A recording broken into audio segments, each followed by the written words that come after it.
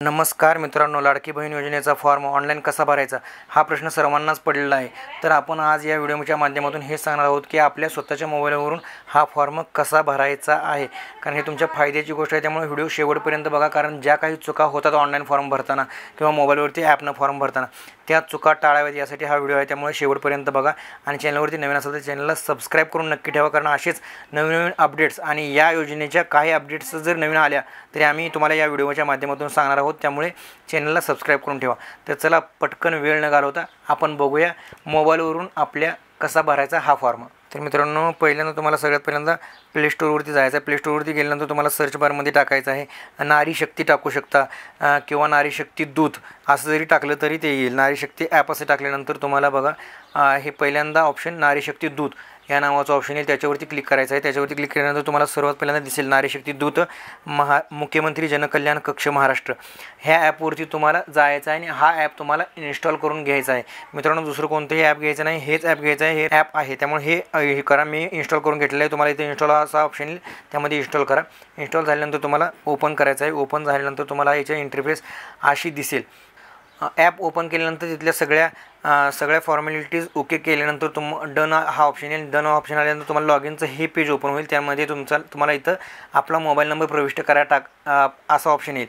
त्यामध्ये तुम्हाला आपला मोबाईल नंबर टाकायचा आहे। जो मोबाईल नंबर चालू आहे तोच टाका, कारण त्याच्यावरती OTP येणार आहे, त्यामुळे इथं मोबाईल नंबर टाकून घ्यायचा आहे। मित्रांनो, मोबाईल नंबर टाकल्यानंतर लॉग इन या बटनावरती तुम्हाला क्लिक करायचं आहे। मित्रांनो, तुम्हाला OTP येईल, तो OTP जो आला आहे तो OTP तिथे टाकल्यानंतर तुम्हाला OTP टाकल्यानंतर हा ऑप्शन येईल, त्यामध्ये प्रोफाईल अपडेट करा असं ऑप्शन आल्यानंतर तुम्हाला इथं तुमचं पहिल्यांदा विचारते की पूर्ण नाव टाका। तर यामध्ये तुमच्या आधार कार्डावरती जे नाव आहे ते नाव इथे तुम्हाला टाकून घ्यायचं आहे। ते नाव झाल्यानंतर तुम्हाला खाली ऑप्शन दुसरा आहे की ईमेल आय डी जर तुमच्याकडे असेल तर तुम्ही टाकू शकता, नसेल तर नाही टाकली तरी चालेल, हे काय मॅन्डेटरी नाही। त्यानंतरचं ऑप्शन आहे जिल्हा, तुमचा जो काही जिल्हा आधार कार्डावरती येतो जिथं तुम्ही करंट ॲड्रेसवरती राहताय त्या ॲड्रेसचा इथं जिल्हा टाकायचा आहे। त्यानंतर ऑप्शन येतो तालुका हा ऑप्शन टाकल्यानंतर त्यानंतर खाली ऑप्शन आहे नारी शक्तीचा प्रकार। नारी शक्तीचा प्रकारमध्ये भरपूर ऑप्शन आहेत मित्रांनो, बचत गटाचे अध्यक्ष, बचत गटाचे सदस्य, ग्रामसेवक, अंगणवाडी सेविका, यामध्ये तुम्ही कोणत्या कॅटेगरीमध्ये येते ते टाकू शकता। जर तुम्ही कोणतेही काम करत नसाल यातील तर तुम्ही सामान्य महिला किंवा गृहिणी हा ऑप्शन तुम्ही निवडू शकता। हा ऑप्शन निवडल्यानंतर तुम्हाला अपडेट करा हा ऑप्शन आहे खाली, त्यावरती क्लिक केल्यानंतर तुमचं हे जे अपडेट आहे ते प्रोफाईल अपडेट सक्सेसफुली असं हिरवं इथे लाईन येईल। त्यानंतर तुम्हाला या खालच्या कोपऱ्यात आल्यानंतर तुम्ही खालच्या कोपऱ्यात बघू शकता, इथं प्रोफाईल हा ऑप्शनवरती आपण आहोत। त्यानंतर नारी शक्ती दूत या ऑप्शनवरती क्लिक करायचं आहे। इथं आल्यानंतर हा तुम्हाला इंटरफेस ओपन होईल। यामध्ये तुम्हाला पहिला ऑप्शन आहे मुख्यमंत्री माझी लाडकी बहीण योजना। तुम्हाला फॉर्म भरायचा असेल तर यावरती क्लिक करायचं आहे पहिल्यांदा। त्यानंतर तुम्हाला पूर्ण इथं माहिती येते, पूर्ण पॉपअप ओपन होईल। महिलेचे संपूर्ण नाव आधार कार्डप्रमाणे असं जे नाव आहे ते तुमचं महिलेचं पूर्ण नाव हे आधार कार्डावरती जे नाव आहे ते इथे तुम्ही टाकून घ्यायचं आहे पहिल्यांदा। ते टाकल्यानंतर ते नाव टाकून घ्यायचं आहे। त्यानंतर तुम्हाला खाली दुसरा ऑप्शन आहे पतीचे नाव किंवा वडिलांचे नाव, यामध्ये सिलेक्ट करायचं। तुमचं लग्न झालं असेल तर पतीचं नाव सिलेक्ट करावं, लग्न झालं नसेल तुम्ही अविवाहित असाल तर वडिलांचे नाव टाकलं तरी चालते। यामध्ये कॅटेगरी सिलेक्ट केल्यानंतर इथं तुम्हाला पुढं वडिलांचे नाव टाकायचं असेल तर वडिलांचे नाव येईल, पतीचे नाव टाकायचं असेल तर पतीचे नाव, विवाहित असेल तर पतीचे नाव इथे टाकून घ्या। पतीचे नाव टाकल्यानंतर खाली महिलेचे लग्नापूर्वीचे नाव, जर तुम्ही लग्न केलं असेल तर तुम्ही विवाहित असाल तर तुम्हाला हा ऑप्शन येतो इथं। मग तुमचं लग्नाचं अगोदरचं जे वडिलांचं जे पूर्ण नाव होतं तुमचं वडिलांच्या नावानुसार ते नाव इथे तुम्ही टाकून घ्यायचं आहे पहिल्यांदा। टाकल्यानंतर खाली दुसरा ऑप्शन आहे जन्मदिनांक, त्यावरती क्लिक केल्यानंतर तुम्हाला हा पॉपअप ओपन होईल। यामध्ये तुम्हाला तुमची जन्मतारीख जी आहे ती जन्मतारीख इथे टाकून घ्यायची आहे मित्रांनो। ओके केल्यानंतर तुम्हाला इथं वय पण तुमचं दाखवतं, 33 वर्ष, 33 वर्ष, 35 वर्ष, जे काही तुम्ही जन्मतारीख टाकले त्यानुसार तुमचं वय इथे कॅल्क्युलेट केलं जाते। 21 वर्ष ते 65 वर्षापर्यंत तुम्ही हा फॉर्म भरू शकता, त्यामुळे तुम्ही त्यावरती लक्ष देऊन बघू शकता। त्यानंतरचा ऑप्शन आहे अर्जदाराचा पत्ता आणि इतर माहिती। तुमचं आत्ताची करंट जिथं राहताय तुम्ही आधार कार्डवरती जो ॲड्रेस आहे तो तुमचा संपूर्ण पत्ता इथं पिनकोड सहित मित्रांनो टाकायचा आहे। हे लक्षात घ्या, पिनकोड सहित तुमचा संपूर्ण पत्ता इथं टाकायचा आहे। तुमचं गाव, तालुका, जिल्हा आणि पिनकोड हे इथं या ऑप्शनमध्ये टाकून घ्यायचं आहे। हे टाकून घेतल्यानंतर मित्रांनो खाली दुसरा ऑप्शन आहे आधार कार्डनुसार पत्ता। आधार कार्डावर जो काही तुमचा पत्ता आहे तो तुम्ही इथं टाकून घ्यायचा मित्रांनो। टाकल्यानंतर आधार कार्डाचा तुम्ही पत्ता इथे टाकून घ्यायचा आहे, तुमचा जो काही जिल्हा आहे तो टाकून घ्यायचा आहे। त्यानंतर तुमचं गाव जे आहे ते इथे टाकून घ्यायचं आहे। तर नगरपंचायत, ग्रामपंचायत तुमची जी काही असेल ती इथे टाकून घ्यायचं आहे। त्यानंतर ऑप्शन आहे पिनकोडचा, ते तुम्ही पिनकोड टाकून घ्यायचा, तुमच्या एरियाचा जो काही असेल तो आधार कार्डावरती असतो तो टाकून घ्यायचा। त्यानंतर तुम्ही आता जो लॉगिनला मोबाईल नंबर दिला होता तो मोबाईल नंबर इथं तुम्ही प्रविष्ट करायचा आहे। त्यानंतरचं ऑप्शन आहे आधार कार्ड क्रमांक. तुम्ही आधार कार्ड तुमचं इथं आधार कार्डवरती जो काही तुमचा नंबर आहे 12 अंकी तो इथे टाकून घ्यायचा आहे मित्रांनो. आधार कार्ड नंबर टाकल्यानंतर खाली तुम्हाला दुसरं माहिती विचारते. शासनाच्या इतर विभागामार्फत राबवण्यात येणाऱ्या आर्थिक योजनेचा लाभ तुम्ही घेत आहात का? तुम्ही ही योजना सोडून दुसऱ्या कोणत्या योजना शासकीय घेताय का? त्याला तुम्हाला पैसे मिळतात का? त्यासाठी तुम्हाला माहितीचा विचारलेली आहे. तुम्ही जर घेत असाल दुसरे कोणते पैसे शासनाचे तर त्याला होय करा. त्यानंतर तुम्ही किती पैसे घेताय हे तर होय केल्यानंतर तुम्हाला ती रक्कम इथं नमूद करायची आहे. आणि तुम्ही जर काही पैसे घेत नसाल कुठल्याही शासकीय योजनेचे तर त्यासाठी तुम्ही इथे नाही करू शकता. त्यानंतरचा ऑप्शन आहे तुम्हाला वैवाहिक स्थिती. तुमचं जर लग्न झालं असेल तर विवाहित करा, लग्न झालं नसेल तर अविवाहित करा. यात भरपूर ऑप्शन आहेत. विधवासाठी ऑप्शन आहे, घटस्फोटीसाठी ऑप्शन आहे. ते तुम्ही तुमच्या माहितीनुसार टाकू शकता. त्यानंतरचं ऑप्शन आहे महिलेचा जन्म जर परप्रांतीय झाला आहे का? महिलेचा जन्म जर परप्रांतात म्हणजे महाराष्ट्र सोडून बाहेर झाला असेल तर तुम्ही इथं होय करू शकता, नसेल झाला तर नाही करू शकता. यानंतरचं ऑप्शन आहे तुमच्या बँकेचं तपशील इथं तुम्हाला भरायचं आहे. तुमच्या बँकेचं जे काही अकाउंट आहे कोणत्याही बँकेत असो त्या बँकेचं नाव इथं टाकून घ्या. त्यानंतर बँकेचे खाते ही जी महिला लाभार्थी आहे त्या महिला लाभार्थीचंच नाव तिच्या नावचंच बँकेचा खातं असलं पाहिजे आणि तेही जॉईंट नसलं पाहिजे, सिंगल अकाउंट असलं पाहिजे.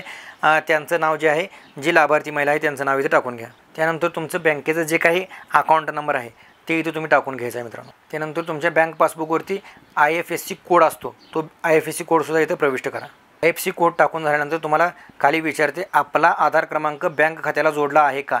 तर तुम्ही जर बँक खात्याला तुमचं आधार कार्ड जॉईंट असेल तर होय करा, नसेल तर नाही करा. आणि जरी तुमचं जॉईंट नसेल तर तुम्ही तुमच्या बँकेत जाऊन ते आधार कार्ड तुमच्या बँकेला लिंक करू शकता. त्यानंतरचं ऑप्शन येतो आहे तुमची सर्व कागदपत्र इथं अपलोड करायचे आहेत. इथं ध्यान देऊन मित्रांनो स्किप न करता बघा. तुम्हाला इथं पहिला ऑप्शन आहे आधार कार्डचा. भरपूर जण इथं अशाच चुका करतात की आधार कार्डची पहिलीच फक्त जी बाजू आहे तीच फक्त इथं स्कॅन करत आहेत. तर ते न करता आधार कार्डच्या दोन्ही बाजू या इथे दिसल्या पाहिजेत तर तुमचा फॉर्म सबमिट होणार आहे. मित्रांनो ह्या गोष्टीची काळजी घ्या. आधार कार्ड किंवा रेशन कार्ड अपलोड करताना दोन्ही बाजू तिथे दिसल्या पाहिजेत असं तुम्ही अपलोड करून घ्या. तुमच्या आधार कार्डवरती याच्यावरती क्लिक केल्यानंतर तुमच्या गॅलरीत फोटो जर असेल तर तो घेऊ शकता किंवा कॅमेऱ्यातून डायरेक्ट तुम्ही कॅप्चरसुद्धा करू शकता. मित्रांनो त्यानंतरचा ऑप्शन आहे अधिवास प्रमाणपत्र. जर तुमच्याकडे अधिवास प्रमाणपत्र म्हणजे डोमेसाईल जर नसेल तर तुम्ही इथं 15 वर्षापूर्वीचे रेशन कार्ड, जन्माचा प्रमाणपत्र किंवा शाळा सुटल्याचा दाखला किंवा मतदान कार्ड हे सुद्धा तुम्ही इथं जोडू शकता. 15 वर्षापूर्वी जुने असलेले इथं तुम्ही जोडू शकता. त्याला भरपूर अशा ऑप्शन येते गव्हर्नमेंटने दिलेले आहेत. त्यानंतरचा ऑप्शन येतो मित्रांनो उत्पन्न दाखला. उत्पन्न दाखला जर तुमच्याकडे नसेल तर तुमच्याकडे पिवळं किंवा केसरी रेशन कार्ड असेल तर तुम्हाला उत्पन्न दाखला काढायची गरज नाही. तुम्ही केसरी किंवा पिवळं रेशन कार्ड दोन्ही बाजू इथं अपलोड करायचे आहेत मित्रांनो. त्यानंतरचे सगळ्यात महत्त्वाचे डॉक्युमेंट आहे ते म्हणजे अर्जदाराचे हमीपत्र. अर्जदाराचे हमीपत्र तुम्हाला झेरॉक्स सेंटरमध्ये मिळेल. कोणत्याही नसेल मिळालं तरी तुम्हाला मी त्याची PDF माझ्या व्हिडिओच्या डिस्क्रिप्शनमध्ये देतो. ते तुम्ही जाऊन तिथून डाउनलोड करू शकता आणि तिथून प्रिंट काढून त्यावरती सही किंवा तो फॉर्म पूर्ण भरून हमीपत्र तो इथं स्कॅन करायचा आहे मित्रांनो. त्याचा फोटो काढून इथं अपलोड करायचा आहे.